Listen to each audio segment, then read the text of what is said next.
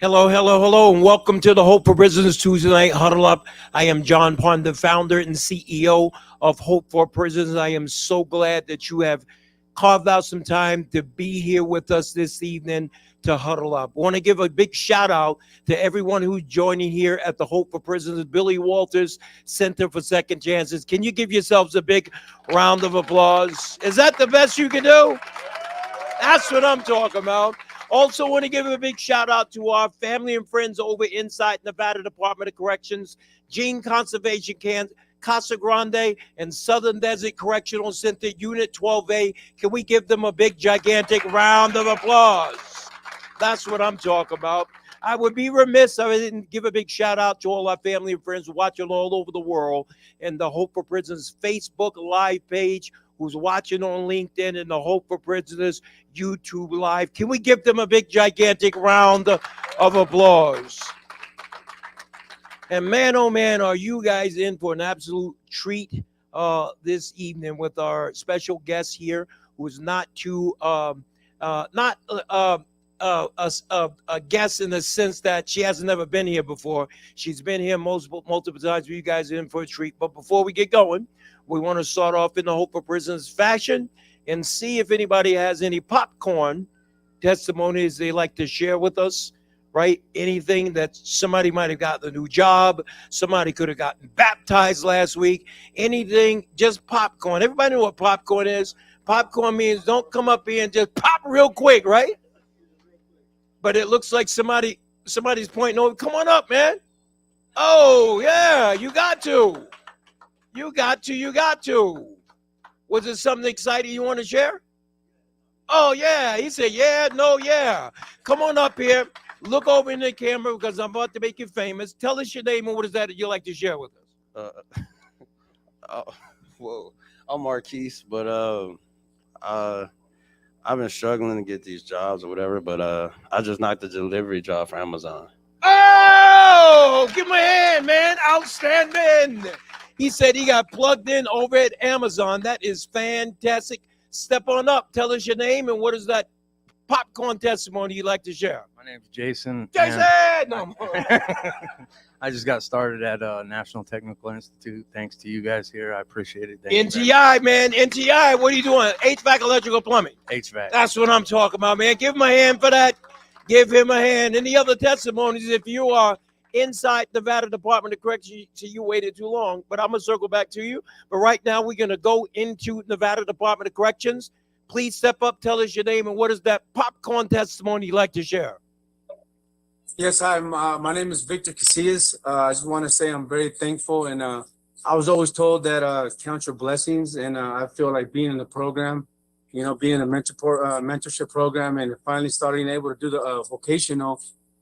Today's the third day, and I remember coming in and people telling me, "Oh, it's not gonna happen. It's not gonna happen." And actually getting up there and being there, it's very exciting, and just want to motivate people that it's happening. So, I want to motivate everybody that just to keep on striving, and I know I'm gonna do my part to make my family happy and just to keep us successful. And thank you very much to everybody. Man, give him a hand for that. He's talking about the vocational village out at Southern Desert Correctional Facility. It is up and running. Did you have something? Make your way up. Come on up. I see Sharon pushed you right out of your chair. Give him a hand, man. He's coming up and share testimony. Take a look right over to the camera and tell us your name and what is that testimony you might have. Yes, my name is Jose. I did the whole workshop, and this Monday I had my sentences court. And I explained everything about this program and the mental change it gave me.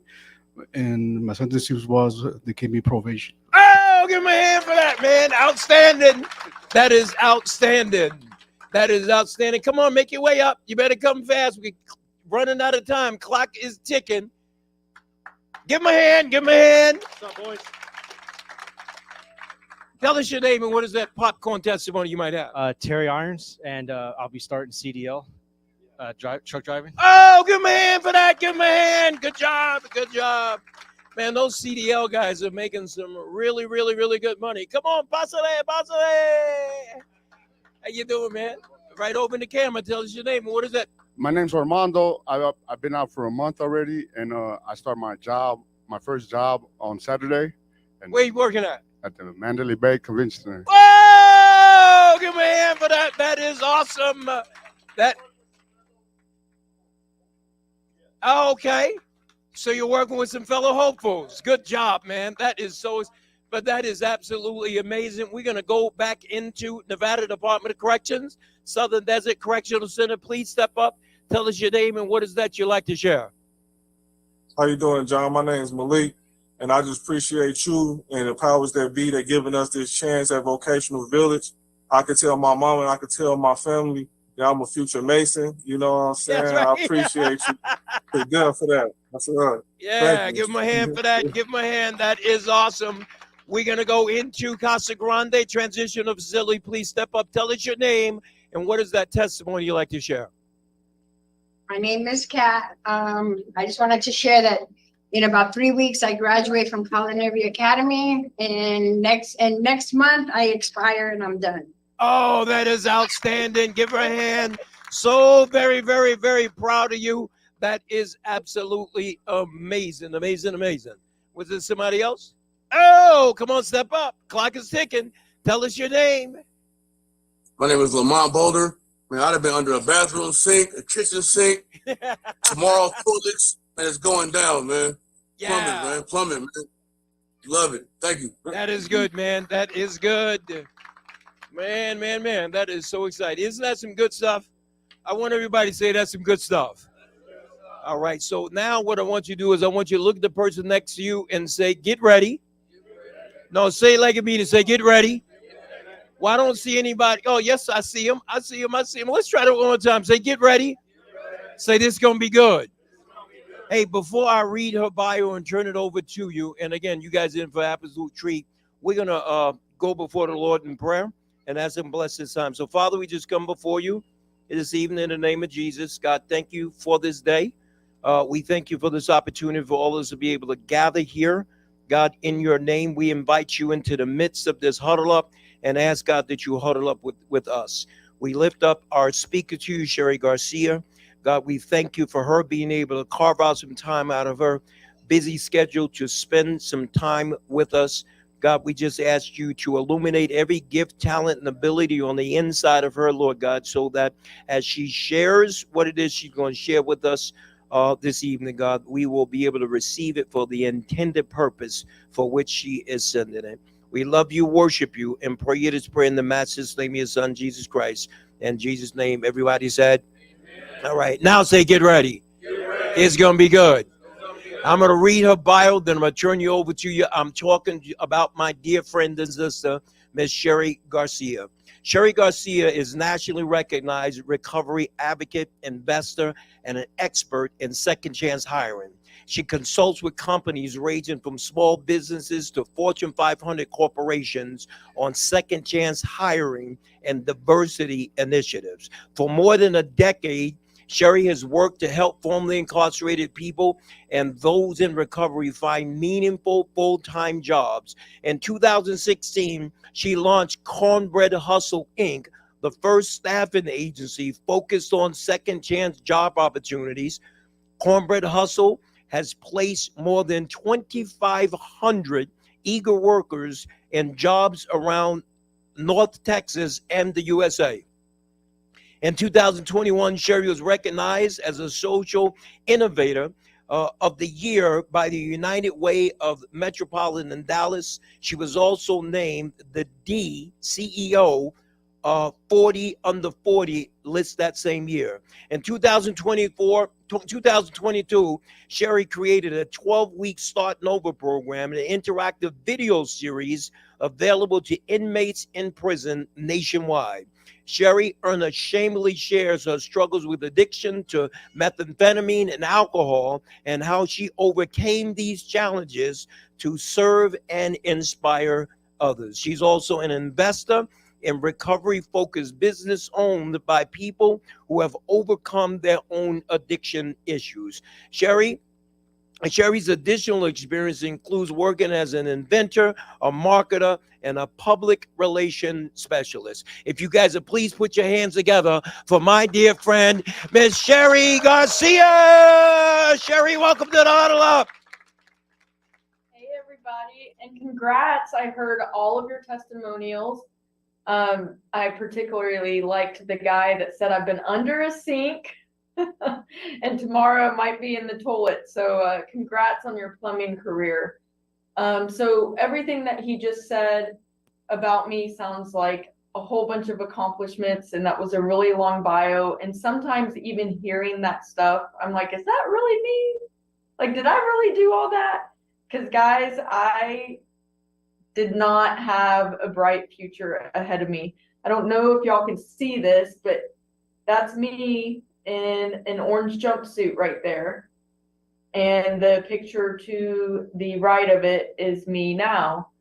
And I share that a lot because I want people, we hear in the bio, we hear investor. And when you think of investor, you think of money. You think of success. And then you hear in the bio, entrepreneur, CEO.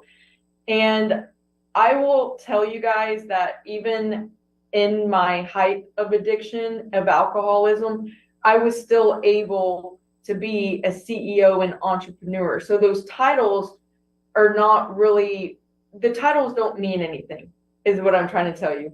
For a very long time, I was a piggy bank with a little bit of money in it. You shake me up and make a whole bunch of noise, but I didn't have much to show for it. So to back up where everything began, I was about, let's say I was about 15 years old. I had a really amazing dad. I still consider him my hero to this day. My parents were married and we lived in a great neighborhood. I was on the cheerleading team. I was on the softball team. I had a lot of goals. And one day I was with a neighbor and he was like, hey, you know your dad smokes, right? And I was like, smokes? He'd never smoked cigarettes. He calls those things cancer sticks.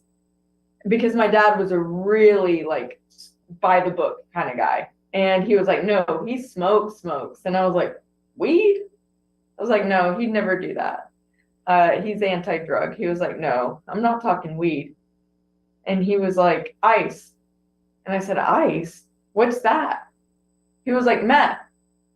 I said, what's it do? He said, makes you stay up, lose weight, can make you super productive. And I was like, well, that sounds good. I'd love to learn more about it.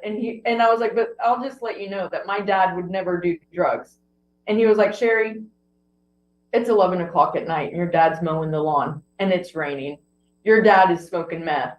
And I see everyone laughing. Usually whenever I tell this to professionals who don't have a past like we do, it's like dead quiet. Nobody laughs.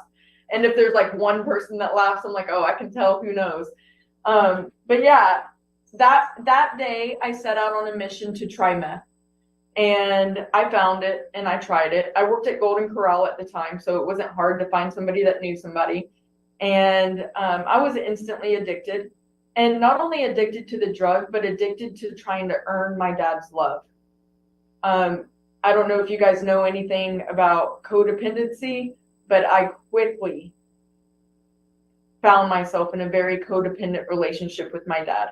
I went from having that perfect childhood to being my dad's drug dealer.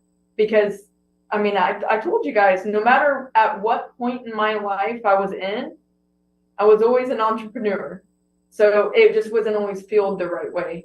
And so ended up getting kicked off the cheerleading team, kicked off the softball team, barely graduated high school. You guys already know, I don't have to describe some of the traumatic things that happened, but it comes with the lifestyle. So I had a lot of traumatic things that happened, and I pretty much grew up way too fast and ended up having a lot of resentments against my dad. Well, 2 years into my addiction, I decided to pick myself up by the bootstraps. And I don't like using that term because it didn't work. I didn't go to rehab. I didn't do a 12-step program. I didn't tell anybody I was struggling. I let ego and ego alone drive me. I let pride drive me. I became addicted to success. So I was going to do anything that it took to become successful. I had that whole mentality of hustle until your haters ask if you're hiring. Like, it was all pride and resentment. And I ended up pouring into entrepreneurship. For those of you who have ever started a business or tried to start a business, or if some of you are business owners, as you probably know, the highs are really, really high and the lows are very, very low. So it kind of replaced what drugs were doing for me. I was in those high highs and low lows, and I was able to still feel that chaos. One thing that I always wanted to do when I was in high school was become a news anchor. And everyone told me, they're like, Cheri, you gotta go to college if you want to be on the news. Like, that's the first step. There's no way you're going to just walk into the newsroom and become a journalist without even having a communications degree. Every girl coming out of high school that wants to be on TV is knocking on the newsroom door. And if you don't have a college degree, you're just not even going to get a shot. And for me, I just felt like the ship had sailed for college for me. I felt that I could do things a little differently and figure my way into the newsroom. And I also knew, because of my addictions and my behaviors, that a college campus probably wasn't the right environment for me. So I literally started internet stalking reporters. And I started watching all of the newscasts that I possibly could, the morning news, the mid news, the evening news. I'd reach out to the reporters through their Facebook and I'd be like, hey, I know that there's this breaking news scene happening. Like, one of the scenes that is like constantly, the news is always out there. So it was something that I knew I could show up to and meet some reporters. And I'd be like, do you mind? I'm just an aspiring reporter and I just want to shadow you. Nothing official. I just want to see how you work and take notes.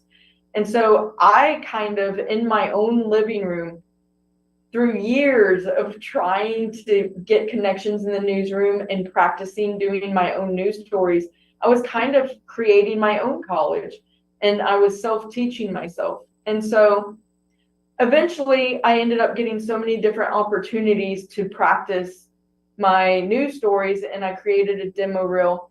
And years went by, guys, years. Like, I think it was in my 4th year of trying to become a news reporter that I finally got my first job in the newsroom. How did I do it? Well, it wasn't the way everyone said that I would do it. I finally got desperate enough to where I was like, well, I have nothing else to lose. Let me get creative. And so I called Pizza Hut, which was right across the street from CBS 11 News. And I said, listen, I need a favor. And I understand if you can't do this, but I'll tip extra if you can.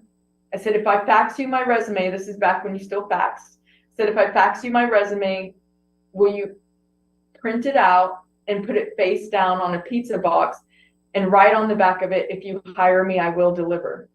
And I had them take it to the manager and drop it off. And I got the call back. And not only did I get the call back, it worked for not only that news station, but it worked for another one. And I accepted both jobs. And I worked 7 days a week for a couple of years. One of the news stations was in a rural area where if somebody farts, it's breaking news. And one of the news stations was in Dallas, where someone might die or get killed, and it depends what area. It may not be news. So I learned really quick. And again, I had the high highs and the low lows, and it was really chaotic. I was able to listen to like 160 police scanners at a time, because I was listening for terms like DOS, dead on scene, or DOA, dead on arrival. I was trying to listen for different keywords so I could try to make sure that we're first on the scene, or if we had to launch the chopper for any type of police chase. Like, it was very thrilling for me, and I felt very proud of the job that I had landed. Well, remember, I got off meth. That doesn't mean that I fixed my problem. So I still had it in my mind, work hard, party hard. So I was drinking. I wouldn't say that alcohol started affecting my life too bad at this point, but bad enough to where I wasn't really reaching my goals. bad enough to where I was drinking while I was at the news station, but it hadn't caught up to me yet.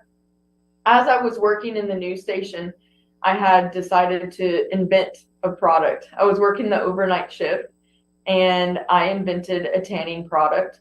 I always tell people my manufacturing cost was my tuition and my patent is my degree. That was my school. And after I invented that product, I left the newsroom. I tried like hell to sell it. I was on As Seen on TV. I sold it nationwide. I was shipped. Leslie's Pools picked it up. I was a young inventor in my early 20s, and I was getting a lot of PR for becoming an inventor. Again, I was masking everything through this success. And I will tell you guys that it didn't matter how much I achieved. It wasn't filling that empty hole.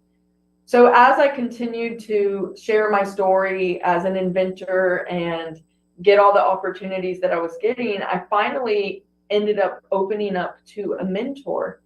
And I told him that I used to use drugs. And he was like, really? And I was like, yeah. I was like, I haven't really told anybody though. I mean, that was just the past. It's just something that happened. And he was like, man, have you heard of the prison entrepreneurship program? And I said, whoa, prison entrepreneurship? And in my mind, I was like, maybe I could find people like me who are just desperate to prove to their haters that they can be successful. And I know those people are going to be hungry. And so I was like, I would love to meet these people in the prison entrepreneurship program. And I would love to teach them a thing or two about going to market or different marketing ideas, or how to read a P&L, or how to get a patent, how to launch your company. And so I go into the prison entrepreneurship program and I start volunteering my time. And I did that for actually a couple of years. And a couple of years go by and I start getting Facebook friend requests from people who are like, hey, can you help me with my business? And I was like, sure. And so I found myself very early on through volunteering with this program, sitting in different transition houses and giving advice on how to reverse engineer their goals to get where they wanted to be with their business. And, you know, when you get out of prison and you have $50 and a bus ticket, it's not the best foundation to try to start a business. It's really hard. One of my businesses right now, I just made the first revenue in 2 years. It took me 2 years for one of the businesses I started to even make its first dollar. Now, since I invest in businesses and since I have a stable business, that's fine. I have the 2 years to wait.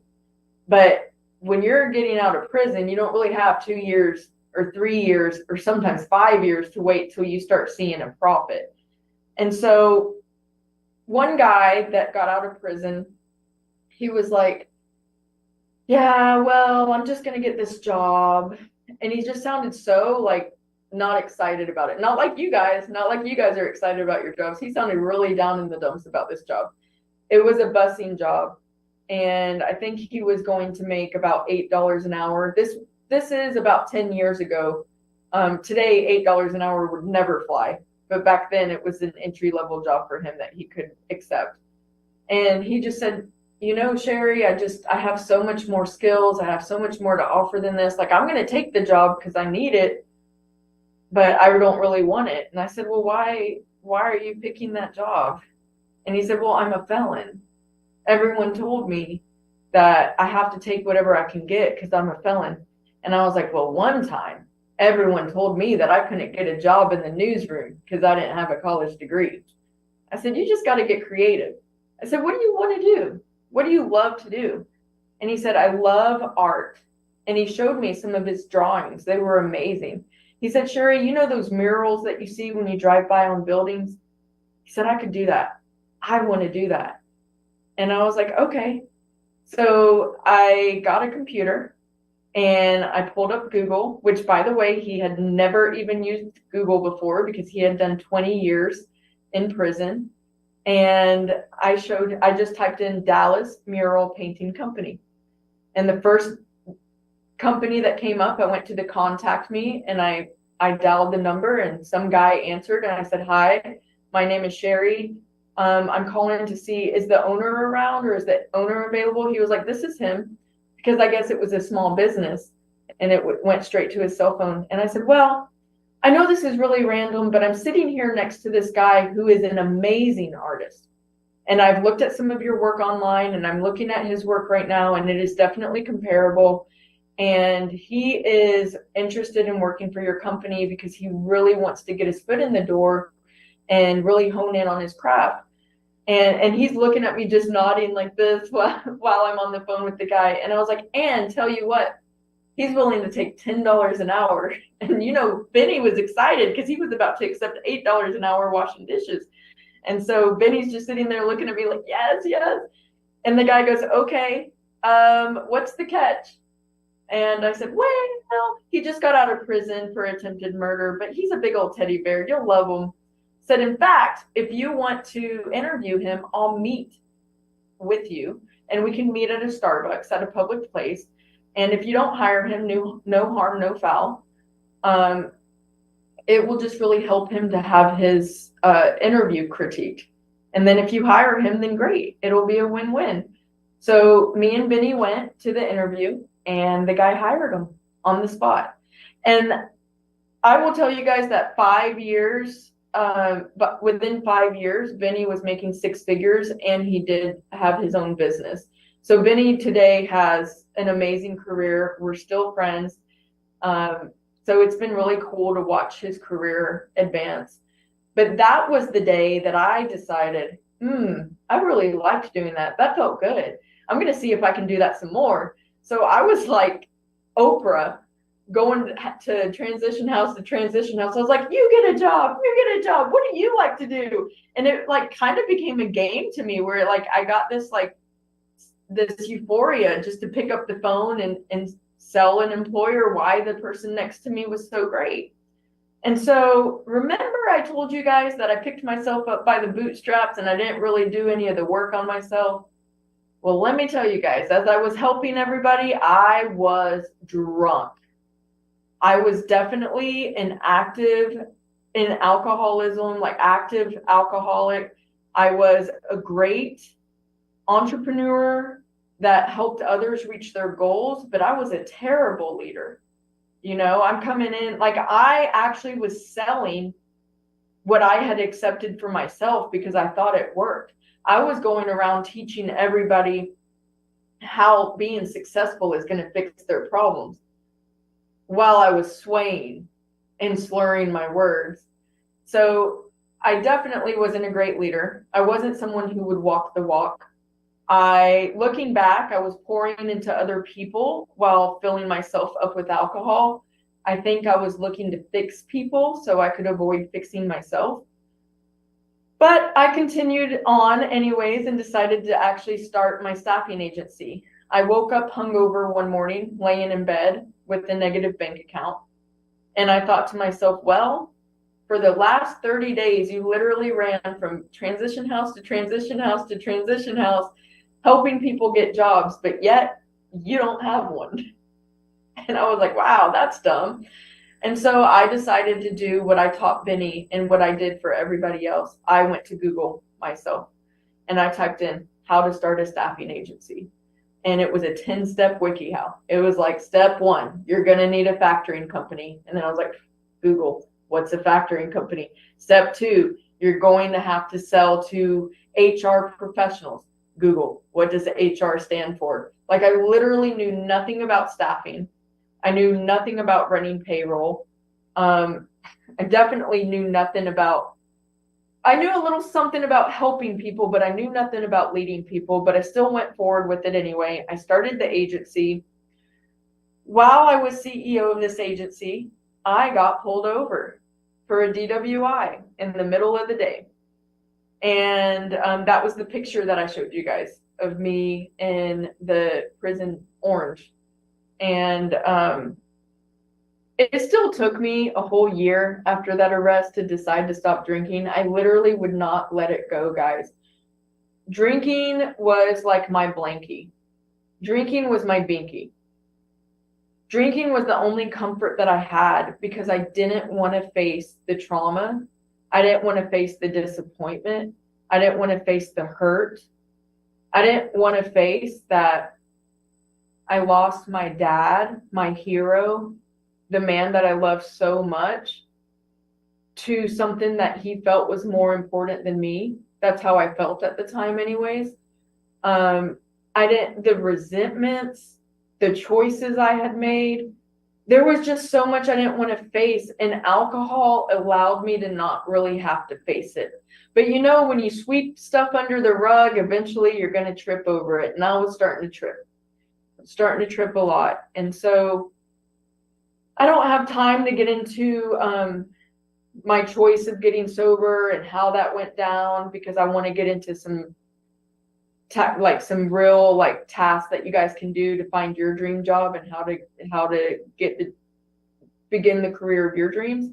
But I will tell you that finally, it was Christmas morning of 2018. I woke up and I just had this thought, maybe I could give myself the gift of sobriety. And I kind of even chuckled at it, like, yeah, right. One day at a time, somehow, I did stay sober, and coming up this Christmas morning will be 6 years sober. So I did get sober. Thank you guys. Thank you. I love to tell the story about how I got sober. It's a total God story. I don't have the time to tell it today, but I did get sober, and that did change my entire life and my entire business. It was the first thing that had to happen before anything else could happen. So I get sober, and here I am coming up on 1 year sober. And if any of you guys have ever been 1 year sober, you know that first year, your hair is standing on top of your head, and you're just like, what? How do I do life without substances? You're not interested in the new friends because they're pretty boring and they seem really lame, and you know you can't hang out with the old friends because there's no way that you're not going to trip hanging out with them. There's just no way. It's hard to go back to old environments and stay sober. And so I was in that in between where I was just honestly resentful. I was feeling all my feelings, a lot of anger, feeling like a victim, even though I was really a victim to my own consequences. But the hard part about being sober that first year is you do still have to face all the consequences of your decisions. Like, just because you decided to get sober doesn't mean that your life magically gets better. A year into sobriety, my car is getting repoed, and I'm like, hey, no, that's my breathalyzer. I'm going to violate probation. Come back. Like, I wasn't even worried about the car being repoed. I was worried about the breathalyzer. Oh, and by the way, I was pretty much living out of my car. So it was like my house, my breathalyzer, and my car all in one day while I'm coming up on 1 year sober. So it really felt, there were a lot of times that I felt like, wow, I'm sober. I feel miserable. This is hard. I don't like this. And my life's not better. But as you guys know, I'm sure a lot of you are working a program or you've been down this road a time or two. If you have a good support system, they'll keep reminding you to keep going, and that you're right where you need to be, and it's okay. And sometimes it's just hard to feel those feelings for the first time, especially for me. From the age of 15 all the way up to just 6 years ago, I was using some kind of substance to numb my pain. 1 year sober, guess what happens? It's 2020. COVID hits. And I was like, you gotta be kidding me.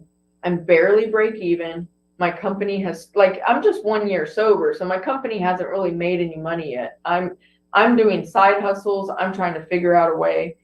And I'm looking at the TV, and they're making it sound like everyone's about to go out of business. Everyone's going to be on unemployment.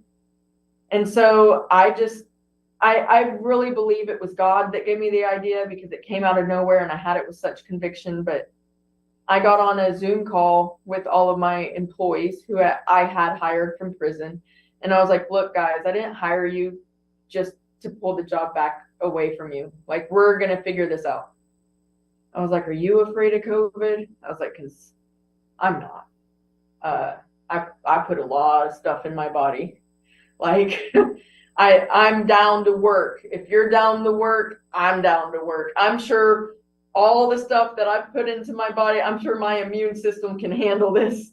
And they were all in. And I was like, okay, I'm going to buy hazmat suits. I went to Google, my trusted friend Google, and I Googled everything there was that I could learn about disinfectant and bacteria. I was going on the news as an expert, helping moms learn the difference between Clorox and Lysol and why one of them is better and why you need to look on the back and read about the kill time, because the kill time is important. You can't just spray and wipe. You got to let the kill time settle. And the craziest thing happened. So that month, when we decided to throw up a website, we changed Cornbread Hustle, because my company, my staffing agency, was called Cornbread Hustle. We changed it to cbhdisinfecting.com because we were like, we just got to become in demand. And we were. That was my first ever $100,000 I made as an entrepreneur. And they always say your first 100,000 is like the hardest, and then it all goes up from there. And that's true, because it took me like 10 years to get to that first 100K. And I was like, this is mind blowing. Like when that guy came up and he was like, I'm under a sink. I'll be in a toilet tomorrow. Like, I'm down. I'm in this. Like, that's how I felt. I was in a hazmat suit and I was cleaning toilets, giving thumbs up, because I was like, I'm making money for the first time in my life. I don't care that I'm a janitor. Like, my ego was no longer anywhere to be found, because I was so happy just that things were working out and that I was sober and that I was being obedient to God. And so then the craziest thing happened. These warehouses that were bringing us in to disinfect, the whole reason why disinfecting was doing so well was because companies did not want to be forced to shut their doors. They want the Amazons, like any company that you can think of that you can recognize a logo, they're not trying to be shut down. So we were there disinfecting to help keep the place safe so they could keep production going. Well, what happened is so many people were making more money sitting on unemployment than having to come to work. That makes sense. If I was making more money on unemployment than I would going to work, I would sit at home too. So the company started asking me, hey, Cheri, where'd you find your employees? And I was like, prison. And they're like, huh. And you can get them to come to work? They don't want to, get unemployment. And I was like, oh, well, they're not eligible for unemployment because they have, they don't have any work history. Money. Guys, that was my first $1 million I made as an entrepreneur, because all of these businesses said, well, we'll hire people coming out of prison. We need people coming out of prison. And so our phones blew up. So me being, I guess, adaptable and willing to pivot and willing to put my pride to the side and become a janitor and wear a hazmat suit, and just, I would have never done it if I wasn't sober, but I was desperate. I was sober and I was like, I am not going to get this far just to get this far. And so the following year, our agency did $5 million because we proved the model. We finally got our shot. We finally showed that people coming out of prison are great employees. Look at all these success stories. And fast forward to today, we're still like, the economy is like, woo, so like, I'm telling you guys these huge numbers. So don't think that it's like Miss Money Bags or anything. More money, more problems. You have expenses, like revenue can be high, but think about all the employees we're paying, the workers' comp, and I've had to learn a lot along the way. In fact, the last 3 years we were break even. We didn't even make a profit the last 3 years, but we're very happy that we're able to place so many people in employment and we all have a paycheck. So to me, it's exactly where I want to be. Like you're never going to catch me complaining from where I came from. Okay. So with that being said, it's 8:41 and I want to make sure that I get to some tips for you guys. I could talk for 3 hours and share so many different details of how this all happened in the stories. And I know that like, there's so much I wish I could tell you guys, but I just can't. So if if I'm ever speaking anywhere else, or if they have me come back, I could go more into the sober story or more into the actual building the company story, but I have to keep it short. So I'm going to give you guys some tips on how to find your own second chance job in your local area, because Cornbread Hustle. So what we do, I don't know if you guys know how staffing agencies work, but what we do is we never take money from the employee. We go to the employer, we say, who are you looking for? What do you need? And what do you pay? Let's say they tell me I pay $20 an hour. I'll say, okay, cool. We go to the employee, the pay rate is 20. We go to the employee says, yes, I want to work for 20. I'll go back and charge the employer, say $30 an hour. And it's for like 4 months. So we make our money by the employer paying us. We never take money from you. We're just the in-between. We're the person that's going in and sharing with the employer all the charges. And we're also doing consulting on, we basically help employers understand that, like, one of my favorite things to do is teach that violent crimes are not, like, it's not a fear to hire somebody with a violent crime. In fact, our clients, our candidates that we hire, people that we hire with violent crimes are actually 5 times, based on our data, 5 times more likely to be successful. So what I do mostly for a living now, I'm not so much in the day-to-day where I'm actually placing people in jobs. I'm actually running a whole bunch of different statistics and data, and I'm going into, I'm doing keynote speeches, and I'm teaching employers about second chance hiring and advocating for you guys as much as I can. So as you guys probably know, there's a bunch of different keywords or different terms for second chance hiring. So there's second chance hiring, there's background friendly, there's felon friendly. These are all things that you could type into Google. You could say felon friendly job, background friendly job, second chance jobs. Fair chance is another one that you could type in, fair chance jobs. And so what I teach people to do, though, is to not just type it into Google, because sometimes you'll just get the same thing that a whole bunch of other people are getting. And the problem that you guys face right now is a company can say they're second chance friendly, or they can believe that they're second chance friendly or background friendly, even if they hire people with a record that's 7 years old. I always tell them, I'm like, that's not really second chance friendly, though. Like, that's just like being a decent person to hire somebody when their record's over 7 years old. Or people that only hire people with nonviolent crimes will put on their job descriptions that they're second chance friendly.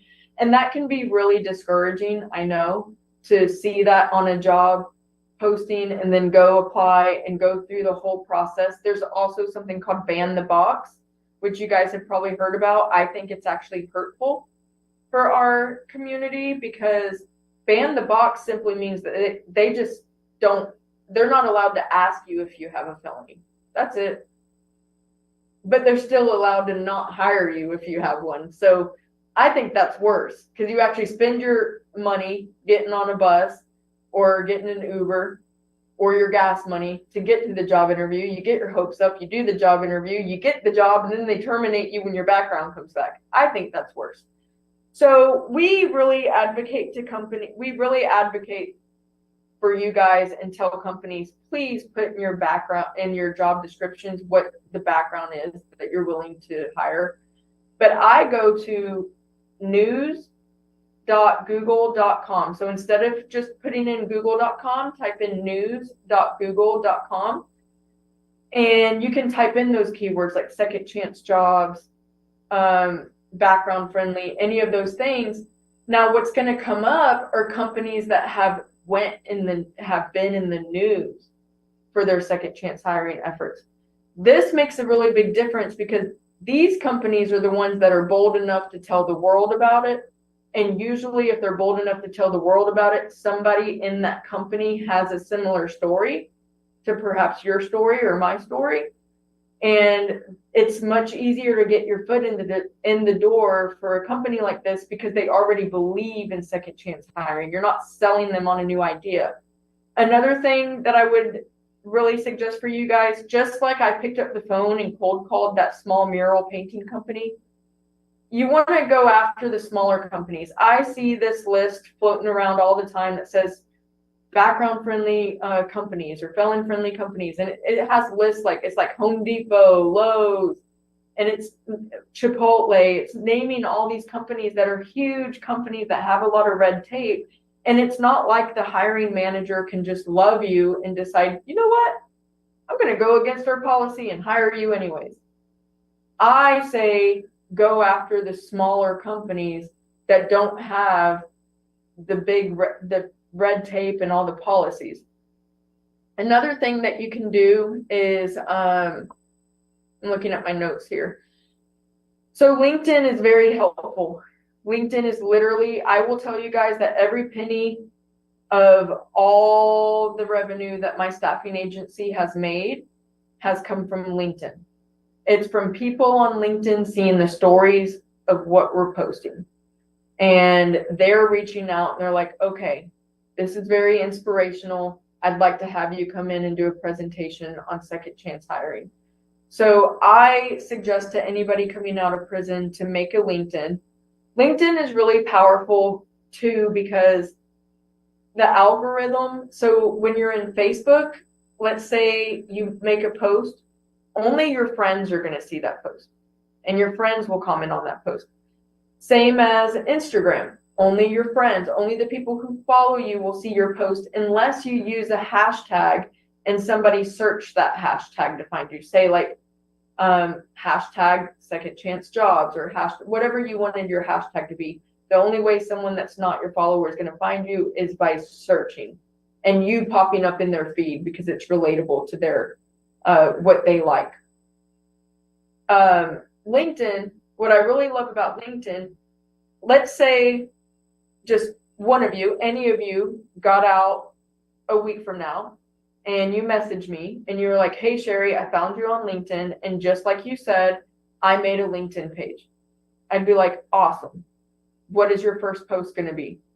And I'd maybe give you some advice on what your first post could be. You could have 0 friends, right? You're going to have 0 friends when you first get out of prison. If I go comment on your post, I have 151,000 followers. If I go comment on your post is going to show up in my feed. My feed has a whole bunch of HR people. My feed has a whole bunch of people that care about prison reform. So what I love about LinkedIn is you can network with people. You can LinkedIn with people like, network with people like John, who just introduced me, who has a strong following. And if he's commenting on your post, it's building your network. It doesn't mean you'll get a job just like that. And it's never a good idea just to slide in somebody's inbox and just ask them for a job. What I suggest doing what I did. Whenever I was trying to get in the newsroom, I'd slide in people's DMs, but I'd ask them, hey, is there a just share your story. Like you can even say, I'm formerly incarcerated and I am an aspiring, fill in the blank, welder, aspiring, it can be anything, videographer. And you're just reaching out to people. They may not be able to hire you, but reaching out to people that you feel can teach you something. People are people. People want to feel good about themselves by helping others. So if you're transparent and you say, I aspire to be someone like you, all I'm asking is for a few minutes of your time, it's very rare they're going to say no. And now if they say no, you just keep on going. Because I get a lot of no's too these days. To this day, I get no's. And you forget about it by the next day when somebody gave you a yes, because the yeses feel so good, you forget about the no's. And so I also have, and I can give this, I have this whole sheet that gives every detail of how to even make your LinkedIn page and sharing about getting on Indeed. Everything that I'm telling you guys, I actually have it all typed up. And I don't mind giving it to John if he wants to give it to everyone or find a way to print it out. You guys can have it. But I also have an example of a cover letter here. So one thing that I will tell you guys, people are lazy today. Like if there was a time to get a job with a felony, the time is now. People are so just want to click a button. People don't want to go the extra mile. Also, more and more companies are second chance friendly. So now is the time to send a cover letter. It's like, so I'm a recruiter and we have thousands of applicants. Let's say I get 100 in one day. Maybe one of them has a cover letter. And I doubt even one of them has a cover letter. A cover letter is simple. It's literally one PDF page, one page. You get in a Word doc, make it a PDF, download it, and send it with your resume. And the cover letter is you addressing the hiring manager and telling them why this is the job for you and why you're going to be the best choice and why you're passionate and why this job is something that you want. And if you do that, I will tell you, as a person that hires a lot of people, like we hire a lot of people, we really don't care about, I know at Cornbrook Hustle especially, we don't care about your past. But I will tell you, all of our clients aren't so concerned about the criminal background. Yes, they hire us so we can help them vet and make sure that we're finding quality people with the skills they need that are most likely not going to reoffend. We do serve as kind of like risk mitigation. But really, all of our employers, they're more concerned about finding somebody that's actually going to be passionate and stay. That's all they want. Turnover costs a lot of money. So if you write a cover letter that shows that you really want this job and how bad you want it, they're going to be more likely to hire you because they see passion and they see grit and tenacity than the person who simply just sent a resume and didn't even do their research on who they're sending the resume to. So just to give you an example of a cover letter. Hi, my name is Cheri and I have 5 years experience of marketing. I'm very excited about the opportunity posting for the director of marketing position. See, I put blanks here, right? I have 5 years experience marketing. It could be I have 3 years experience welding. I'm very interested in the welder position. I am thrilled to know that your company advocates for second chances. This is if you happen to find a company that's in the news, right? For second chances. I am aware that there are different policies that restrict certain background checks. So I wanted to be upfront with my criminal record and have an opportunity for an interview to explain what my charges are, how long I spent in prison, and what I learned from my experiences, which made me a better person after taking ownership of my actions. And then I went on to say, for me, like I completed the 12-week starting over program, which is a program that blah, blah, blah. For you, it could be anything. I participated in Hope for Prisoners. I participated in this. You start listing all the things that you did in prison, the jobs that you did in prison. Those are important. So many people coming out of prison feel like they have no work history. I'm like, well, what'd you do in prison? And I'm like, that's a job. Let's pull up. And you guys, man, if you haven't heard of ChatGPT, just when you get out, go to ChatGPT and you can type in a question and be like, help me make a resume or give me some job descriptions and type in whatever you did in prison. And it will literally spit out a whole list of different job duties for what you're doing. And you can copy and paste that and put that in your cover letter or your resume. And then I just added under there, I've attached my resume. I would love the chance to interview with you, even if this is simply an opportunity for feedback to enhance my interviewing skills. Thank you for your time and consideration. And I have a whole bunch of bonus LinkedIn advice on this document. Again, I'll give it to John if he wants to give it to you guys. But you can even go into LinkedIn and you can type hashtag manufacturing jobs Dallas, and it will pull up different people or different companies that are fit within those, or different posts that people wrote, and you can see the people that post it. And sometimes you'll see HR people posting jobs, and they'll literally use hashtag manufacturing jobs Dallas or hashtag even do like hashtag whatever city you're in, right? Las Vegas HR. HR means human resources. That's the person that you're going to pitch to try to work for. Any of those hashtags, you can just try different hashtags. I do it to this day. So the way that I'm teaching you guys how to find jobs, second chance jobs, I know that it works not only because I give you the examples of how I did it for all the people in transition houses. That's how I started this business, but it's also how I find my clients. So everything that I'm teaching you guys on how to find a job, I do all of this to find clients, to pitch our services, to say, hey, I saw your background friendly. Would you like a hand? Would you like us to come in and do empathy training? Would you like to tap into our talent pool? We have 30,000 people who are eager to work in our talent pool because we've built a big applicant tracking system. And so these are just some tips that it's the only time that I have to share with you guys. It was really hard for me to cram all this in here for y'all. I know I only have like 2 minutes. I wanted to do Q&A. Maybe John will let y'all ask a couple of questions. I'll stay here as long as y'all let me stay, but I got to be respectful of John's time and Facebook Live. So that's all I got. I hope you guys got something out of that. Can we give Cheri a gigantic round of applause? Cheri, thank you so very, very much. We may have time for just one Q&A, just one. Inside, outside, in this room, coming up.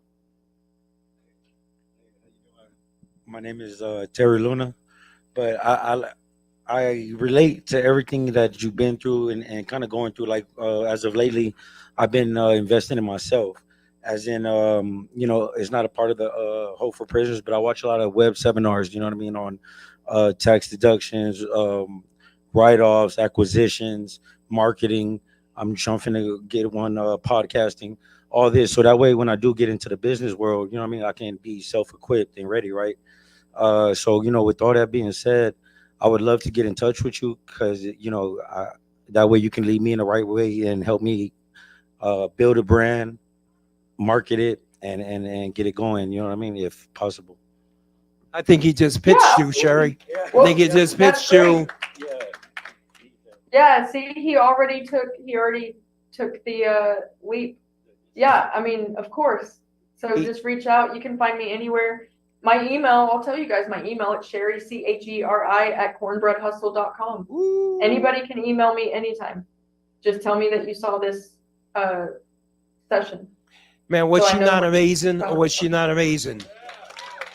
Cheri, thank you so very, very much. We're going to keep you on the short list, and we're going to need to get you out here so you can be live in this room or speaking at a graduation sometime in the near future. So we come to the top of the hour. Thank you guys so much for joining us here tonight. Can we give Cheri another round of applause, please?